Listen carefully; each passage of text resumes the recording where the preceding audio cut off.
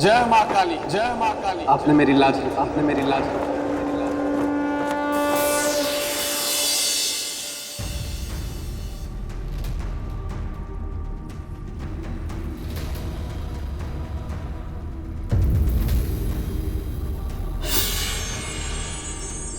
लो, ये फिर पहुंच गए मेरे मित्र के सिंहासन को पाने की लालसा लिए। लेकिन मैं ऐसा कभी होने नहीं दूंगा, क्योंकि मैं हूं बेताल जो गलने नहीं देता किसी की दाल। मैं भी चला। राजन,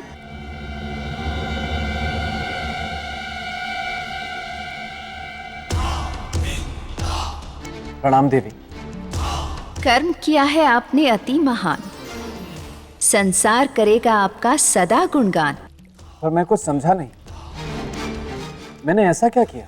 जिस प्रकार सम्राट विक्रमादित्य ने अपने चरित्र की रक्षा के लिए सब कुछ त्याग दिया था, ठीक उसी प्रकार आपने एक अनजान स्त्री के चरित्र की रक्षा के लिए अपने जीवन को दांव पर लगा दिया।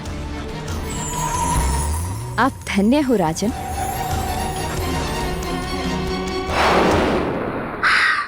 देवी महामाया की जय हो। देवी, छोटा मुंह और बड़ी बात, लेकिन कहनी तो पड़ेगी। राजा भोज ने कद्दू में तीर नहीं मारा है। ये जो कुछ भी इन्होंने किया इसलिए किया ताकि आपकी दृष्टि में ऊंचा उठ सके, सीढ़ियां चढ़ सके, मेरे मित्र के सिंहासन की तरफ बढ़ सके। बेताल, तुम क्या बचपन से ही ऐसे हो? हाँ देवी, मैं बचपन से ही बहुत बुद्धिमान, अति बलशाली और बहुत रूपवान हूँ। अति उत्तम। फिर क्या हमेशा ऐसा ही रहना है बेताल, या फिर चील बनकर आकाश में उड़ना चाहते हो, या फिर अब चूहा बनकर बिल में रहने का विचार है? नहीं नहीं देवी, आप तो मुझे हमेशा ऐसे ही डरा देती हैं। क्योंकि तुम बोलते बहुत हो बेताल। किंतु मैं गलत क्या बोलता हूँ? देखिए, राजा भोज को देखिए और फिर बताइए कि क्या आपको लगता है कि ये मेरे मित्र के सिंहासन पे बैठने योग्य हैं? बेताल, किसी की योग्यता का प्रमाण पत्र देने वाले तुम कौन होते हो? मनुष्य अपनी योग्यता की परीक्षा स्वयं देता है। राजा भोज भी वही कर रहे हैं बेताल। यदि ये योग्य हुए तो ही सिंहासन को प्राप्त कर पाएंगे, अन्यथा नहीं। ये सुनने में अच्छा लग रहा है। और भी सुनने में अच्छा लगेगा बेताल, लेकिन तुम यहाँ चुपचाप खड़े रहो। राजन, चरित्र की ये चौथी सीढ़ी भी आप पार कर चुके हैं। आगे बढ़िए राजन। अनुमति के लिए धन्यवाद देवी। राजन, ये किस जाल में फंसते जा रहे हैं आप? ये मृग तृष्णा है, इस पर चलकर आपको कुछ नहीं मिलेगा। आप सिंहासन तक नहीं पहुंच सकेंगे। राजन, मेरी बात मान जाइए। देखिए, अभी सिर्फ 4 ही सीढ़ियां पार हुई हैं, 28 बाकी हैं, जो बहुत मुश्किल है, खतरनाक है, भयानक है, असंभव है। असंभव में भी संभव छुपा हुआ है बेटा।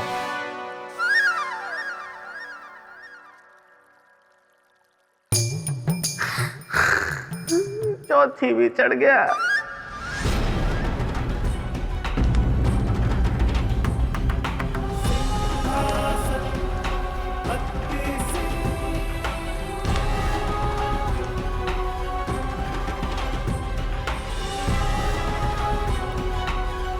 ठहरिए राजन, ठहरिए राजन, ठहरिए राजन।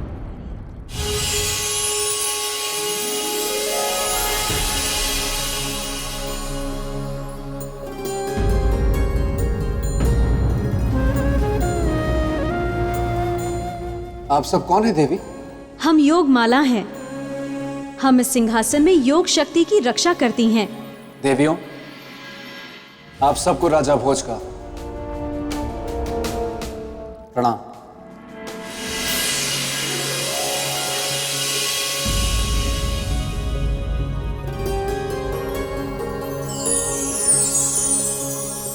राजन,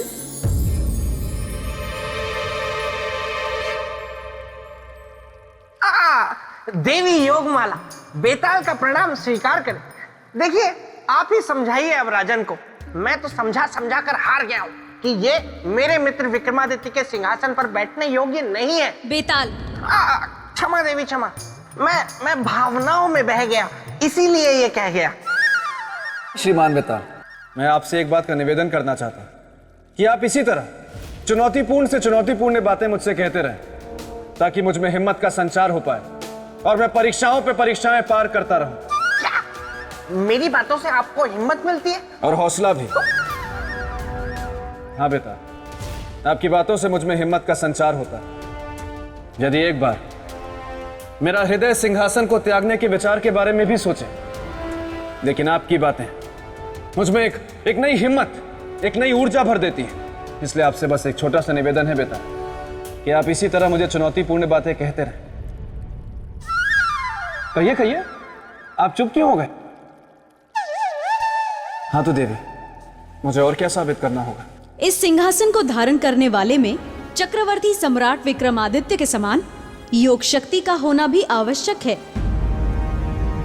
राजन, अब मैं आपको सम्राट विक्रमादित्य की योग शक्ति की कथा सुनाती हूँ।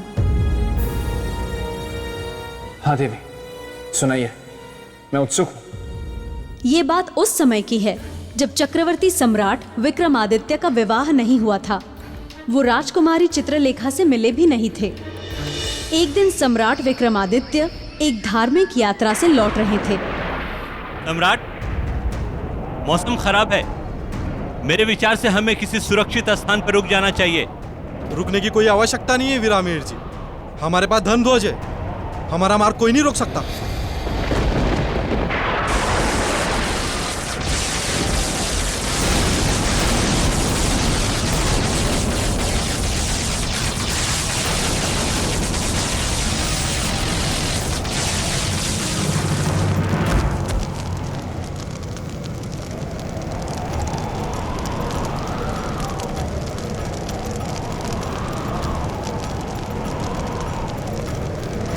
धर्म ध्वज का जल जाना तो अपशकुन होता है। इसके क्या संकेत हो सकते हैं? सम्राट, गोचर की नक्षत्र गणना के अनुसार ये एक बड़े संकट का संकेत है।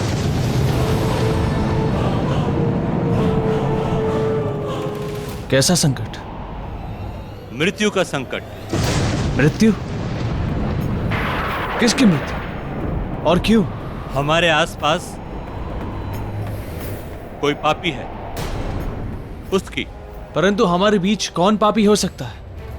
ये मैं नहीं कह रहा हूं सम्राट, ज्योतिषीय गणना कह रही है। यदि हम अपना कुशल मंगल चाहते हैं तो बिना देर किए उस पापी को इस यात्रा समूह से बाहर निकालना होगा, अन्यथा हम सब काल के शिकार बनेंगे।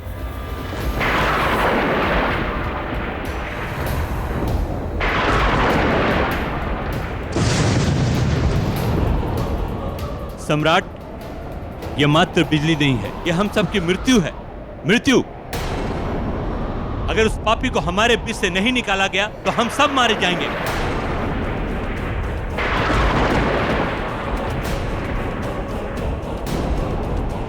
वीर जी, हमारे बीच का कोई भी व्यक्ति कहीं नहीं जाएगा। प्रियजनों, आपको भयभीत होने की कोई जरूरत नहीं है। आपके जीवन रक्षा का दायित्व हम लेते हैं। हम आपको वचन देते हैं कि हम आपको कुछ नहीं होने देंगे, एक खरोच भी नहीं आने देंगे और सब कुछ खुद पे सह लेंगे। परंतु आपसे हमारी एक विनती है, कृपया करके हमें बता दे कि वो पापी कौन है और ये पाप क्यों किया।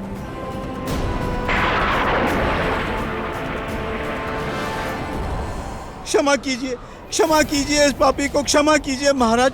क्या पाप किया है आपने?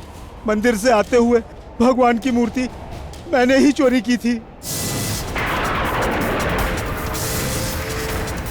सम्राट, इस चोर को अभी इसी समय यात्रा समूह से बाहर कर दीजिए।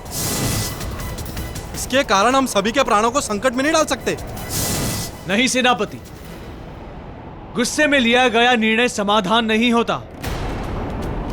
इस व्यक्ति ने सबके सामने अपना पाप स्वीकार किया है।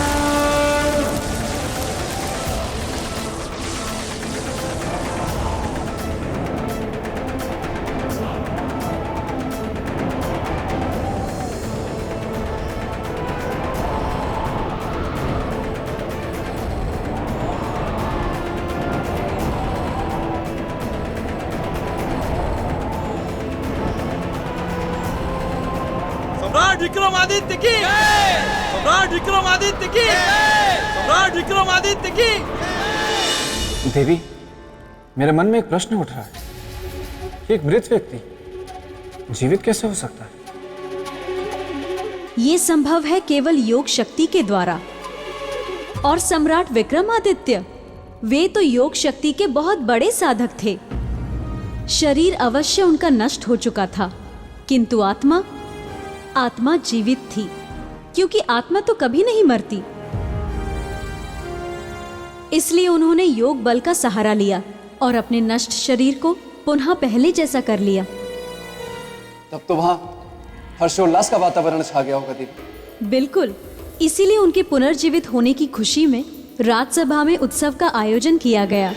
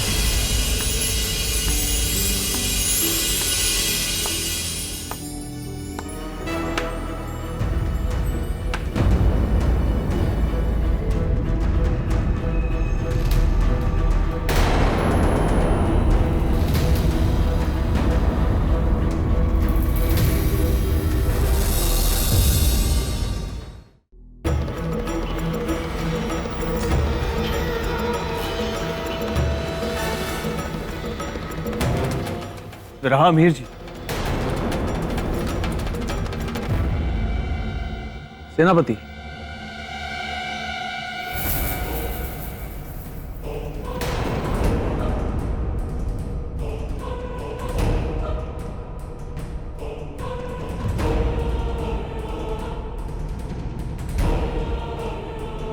कौन है वो जिसने हमारे दरबार में तंत्र शक्ति प्रयोग करने का दुस्साहस किया है? सामने आओ।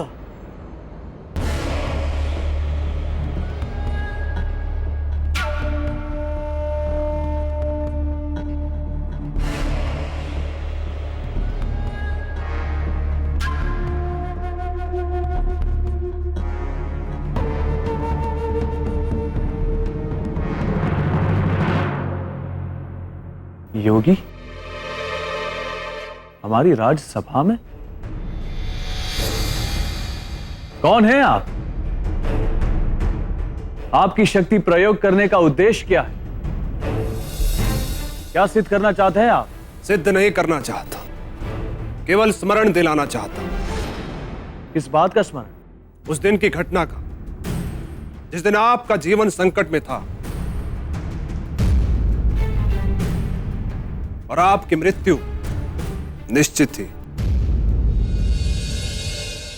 विक्रमार्जन! हे परम पिता परमात्मा, हमारे जीवन की रक्षा कर।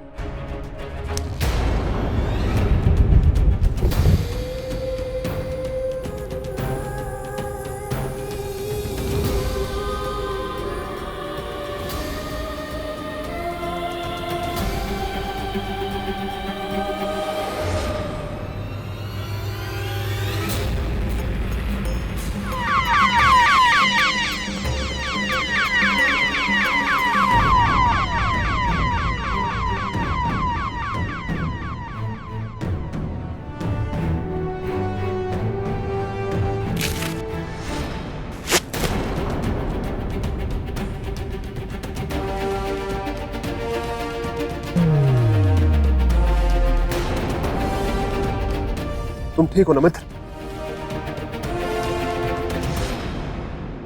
धर्मार्थ, बहुत बहुत धन्यवाद तुम्हारा। आज अगर तुम समय पर आकर अपनी स्तंभन विद्या का प्रयोग नहीं करते तो हमारी मृत्यु निश्चित थी। ऋणी हो गए तुम्हारे। आज इस मित्र धर्म के सम्मान पे आपको कुछ देना चाहेंगे। मांगो, जो इच्छा है मांगो। मांगूंगा मित्र, अवश्य मांगूंगा, किंतु आज और अभी नहीं। अब कब? समय आने पर। मैं उस समय की अधीरता से प्रतीक्षा होगी, परंतु आज तुम्हें कुछ न कुछ अवश्य देना चाहेंगे मित्र। मतलब? हम आपको वचन देते हैं कि उस समय उस दिन हम तुम्हें वही देंगे जो तुम्हारे मुख से निकले और बिना कोई प्रश्न पूछे। तो फिर याद रखना अपना वचन। हम अपना नाम भूल जाएंगे मित्र, परंतु ये वचन नहीं। सम्राट, कहीं ऐसा तो नहीं समय की धूल ने आपकी स्मृतियों को ढक लिया हो? ये प्रश्न है या शिकायत? समझना आपको है। हम इसे एक मित्र की शिकायत समझ रहे हैं और इसे दूर करने के लिए अपनी बाहें फैलाते हैं।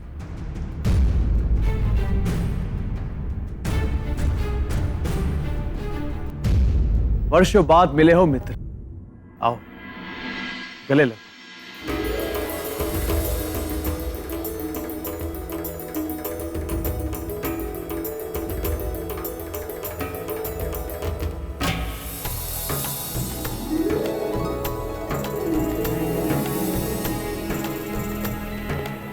किंतु एक बात बताओ मित्र, तुम्हारी ये स्तंभन विद्या भी बड़ी विचित्र विद्या है। किसी भी मनुष्य को किसी भी अवस्था में पत्थर की मूर्त बना देता है। अपने इस विद्या के प्रभाव से आप इन्हें मुक्त करो।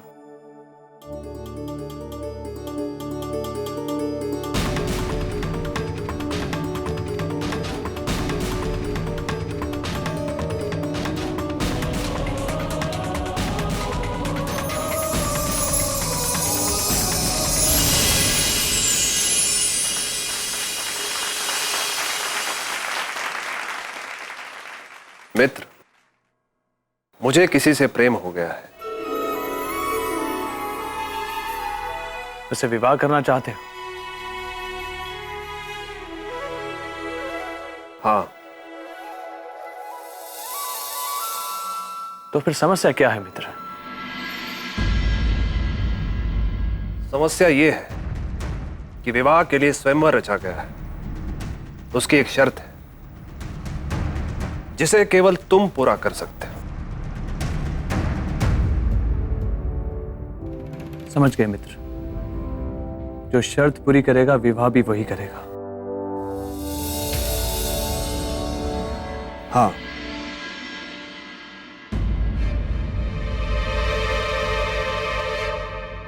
परंतु ये कैसे संभव है मित्र कि शर्त हम पूरी करें और विवाह तुम करो?